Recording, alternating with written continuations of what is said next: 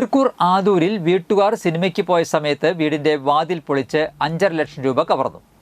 ആദൂർ തൃശ്ശോക്കാരൻ ജോയിയുടെ വീട്ടിലാണ് മോഷണം നടന്നത്. ഞായറാഴ്ച വൈകിട്ട് 6-ന് ശേഷമായിരുന്നു സംഭവം.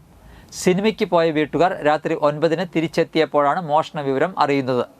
മുൻവശത്തെ വാതിലും അകത്തെ അലമാരയും പൂട്ട് തകർത്ത് തുറന്ന നിലയിൽ ആയിരുന്നു. അലമാരയിലിരുന്ന പണം നഷ്ടപ്പെട്ടെങ്കിലും മറ്റൊരു അലമാരയിലിരുന്ന സ്വർണ്ണാഭരണങ്ങൾ എടുക്കാനായിട്ടില്ല.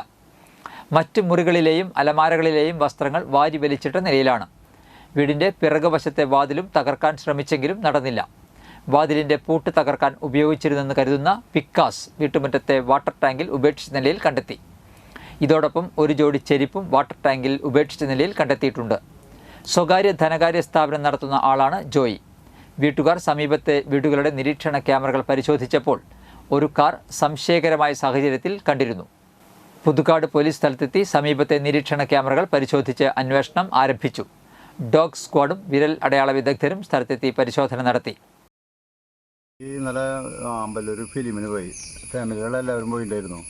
പിന്നെ 9:45 തിരിച്ചെത്തിയപ്പോൾ തന്നെ മോഷണം നടന്നതായിട്ടുള്ള വിവരം വാതിൽ തുറന്ന് കിടക്കണപ്പോഴേ മനസ്സിലായി. അലമാരിയൊക്കെ തകർത്ത് കണ്ടപ്പോൾ നമ്മൾക്ക് ജസ്റ്റ് നോക്കിയപ്പോൾ അതിനകത്ത് ഇങ്ങനെ ക്യാഷാണ് നഷ്ടപ്പെട്ടിരിക്കുന്നത്. അപ്പോൾ അതിനെ പോലീസിൽ റിപ്പോർട്ട് ചെയ്തു. പോലീസ് വന്നു.